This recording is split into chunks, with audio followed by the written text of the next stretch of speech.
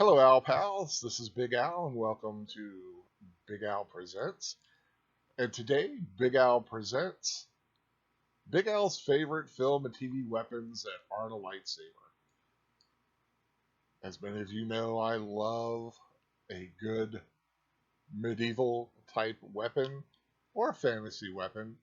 Of course, everyone loves a lightsaber. Everybody wants a lightsaber. I want a lightsaber. I unfortunately do not have one.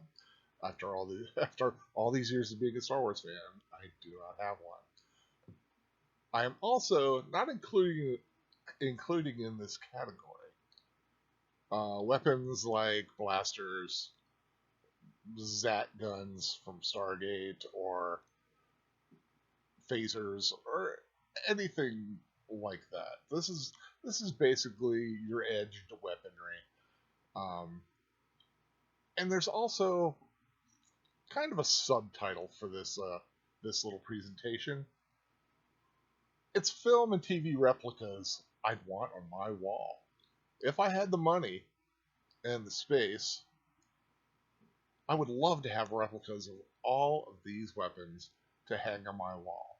Now, before I start, I do want to say I limited myself to 2 weapons per franchise for a total of 15 weapons, which anyone who knows me, especially Professor Geek, knows how hard that would be for me to limit myself to such a small number. But I did want to go overboard, and I love TV and movie weaponry of all sorts. And if I could have every sword and dagger and axe and bow and spear and whatever from Lord of the Rings, I would love to have it.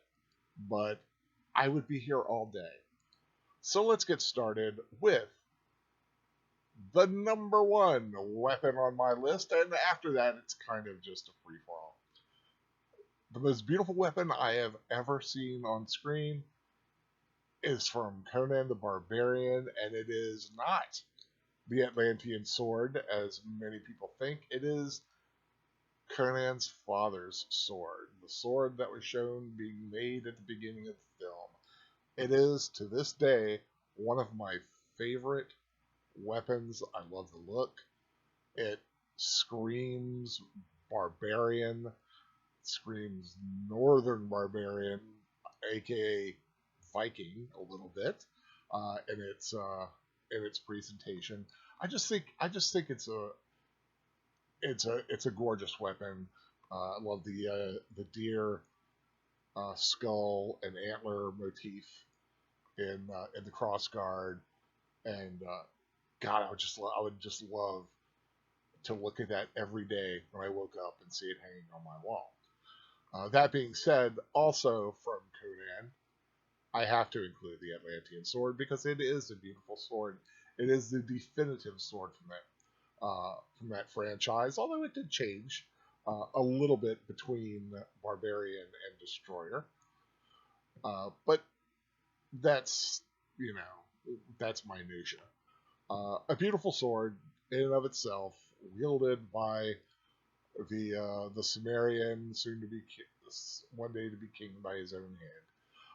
Another sword I would love to own.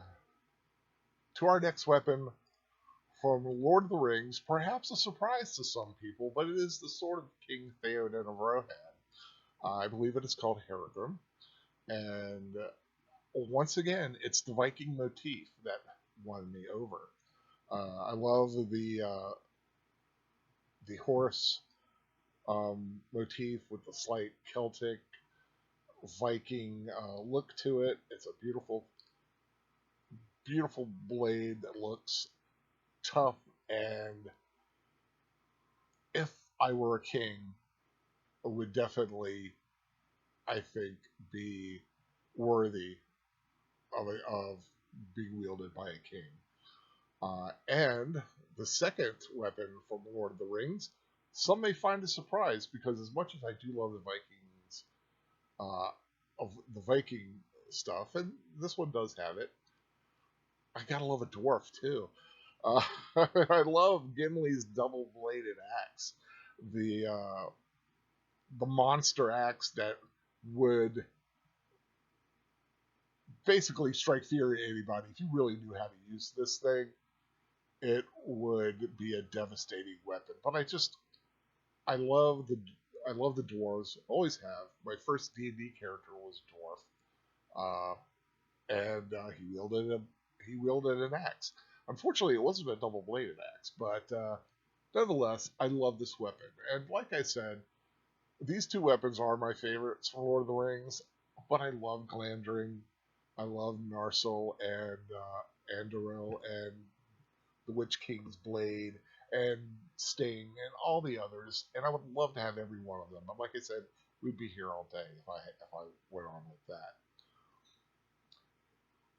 Okay, Professor Geek, I know you make fun of me for liking Dragon Slayer because you weren't you're too hoity-toity to like this movie. It seems.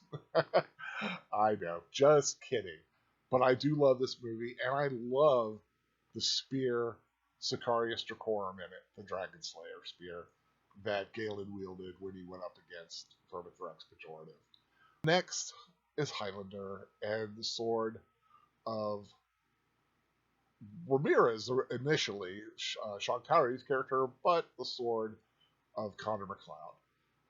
It is, of course, a katana. It has a dragon, or I've also heard it described as a foo dog. Uh, which one? I don't know. But I love the look of it.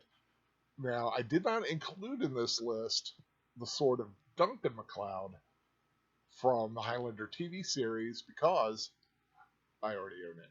So it's the one sword I splurged on when I actually had a spare little bit of cash one day many years ago. So I'm lucky enough to own that one. I think it would look beautiful paired with the sword of Connor MacLeod, uh, which is a great movie.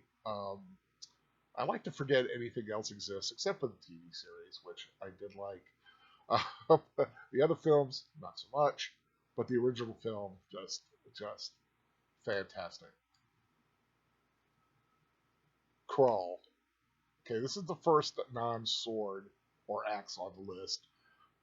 The movie Crawl gave us a weapon called the glaive. Now I know a true glaive is like a big hacking knife on a pole. I used to wield it when I was in a medieval recreation group, and we used to do fighting with padded weaponry. My weapon was a glaive, and that name was applied to this spinning, star throwing, mystical weapon that was wielded by Colwyn in the movie Crawl. It's gorgeous. Would love to have it. It is out there, and I've seen several very nice recreations of it. Uh, Not one of the more practical weapons because I would think you'd probably cut your fingers if you're lucky, your hand off if you're not trying to catch this thing. If you actually can make it return to you. Next are the weapons of the Fremen from Dune of Frank Herbert. I included both the Chris knives from both Dune the film and the sci-fi series miniseries Dune. I like both of them. I like the aesthetic of both of them. I think be a nice addition to anybody's collection. I am looking forward to seeing what designs they may come up with for the new Dune film that is being made. And yes, would love to see these on my wall. Next up, Robin of Sherwood, the sword Albion, the sword of wielded by Hern's son, which has in runes you eventually find out that say, Hern's son is my master, I cannot slay him. Which means that if anybody picks up Robin Hood's sword and tries to kill him, They're not going to be able to do it. They will be forced by magic to drop it. A great series, a beautiful weapon, one of the seven swords of Wayland in the premiere episode of the second season, I believe. Uh, there were seven of these swords forged by Wayland the blacksmith, in the show's history. But just a beautiful blade, very hard. I've seen some replicas out there, but it's it's not one of the better known ones. The Beastmaster. If anybody's ever listened to me on Professor Geek and we've talked about the Beastmaster, knows I love the film and I love this sword. Just a nice, simple design for cutting, very katana-esque, with a little scimitar, with almost a little bit of a pirate, almost a little bit of a pirate flair. It's kind of just a very nice design. I always liked it. I think it would make an effective weapon and a beautiful weapon for my wall. And a great film. If anyone's ever seen this film, uh, just a great film. Next on my list, what weapons collection wouldn't be complete without Excalibur, the sword of the king? King Arthur's weapon from the film Excalibur by John Borman. Though it did get the legend a little loosey goosey, Excalibur was not the sword in the stone. That's all right. The movie was fantastic, and the weapon is a beautiful weapon. Very simple, very basic, which I think is what Excalibur should be. Just a beautiful, simple weapon worthy of a king. Um, and a great film. I have not seen an Arthurian film done better or more. Maybe, well, no, I haven't seen one done better. Been several adaptations, and none of the ones recently have come close. But this one by far exceeds them all. The Batleth. Okay, going a little, along with Crawl, going a little bit more into the sci-fi fantasy realm. Uh, in this case, pure sci-fi. The Batleth, the weapon of the Klingon. Uh, and I had to include, of course, the picture of the three greatest Klingons of all time, Kor, Koloth, and Kang, shown with their batleths. Being a Star Trek fan would be an excellent weapon to have in the collection and displayed. Uh, enough said. You know, it's gorgeous. I don't know if it'd be a practical weapon to wield, but you know, who cares? It looks awesome. It looks nasty. Okay, might catch a little crap from this, but of all the big swords and fancy swords from Game of Thrones, my favorite is Needle, wielded by Arya. It's that little rapier effect. Sometimes you want that little stabby weapon, and I just love the simple, graceful design of uh, this weapon, of this sword, and would love to have it. Not a, haven't seen a lot of the Game of Thrones episodes, but I've always been a fan of this design. Come on, how could I not mention the Princess Bride and the sword of Inigo Montoya? I tried to find a nice picture of the sword. These are fairly. I'm not going to say they're not the best remakes that I've seen, but they'll serve the purpose. Another great, beautiful sword, as Wesley said when he saw it, he had not seen its equal. And come on, just can't say anything more about the sword of Inigo Montoya. It's beautiful. little film called Sword of the Valiant. I know a lot of people probably have not seen this film. This is a cult classic and a personal favorite of mine. It is based on the legend of Sir Gawain the Green Knight. Sean Connery plays the Green Knight, and in it, he has an axe. The famous axe that he insists be used to cut his head off if, in exchange, he gets to swing at the neck of the man who accepts his challenge. Uh, Very Celtic design, which it would be, considering he is kind of a forest being, an entity. Uh, a fun film, a little, a little bit, a little weird in some spots, but a lot of fun. But I do love the axe design. The curve might be a little off, but I don't care. I would love to have a recreation of this axe. I don't even know if anyone's ever done a recreation of it, but this is my list of what I would want, and that's it.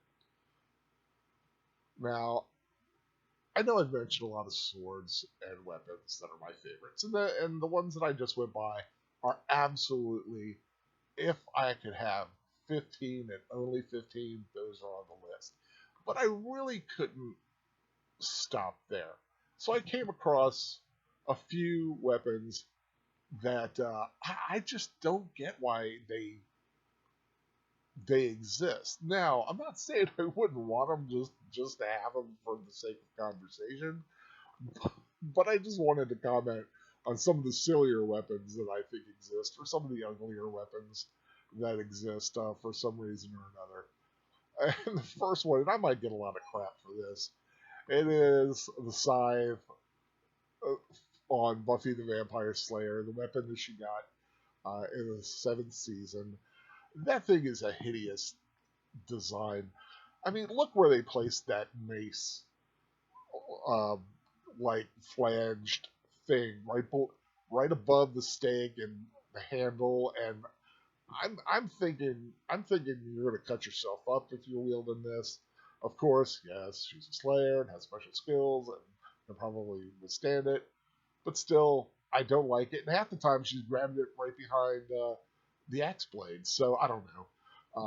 I just was never a big fan of this design.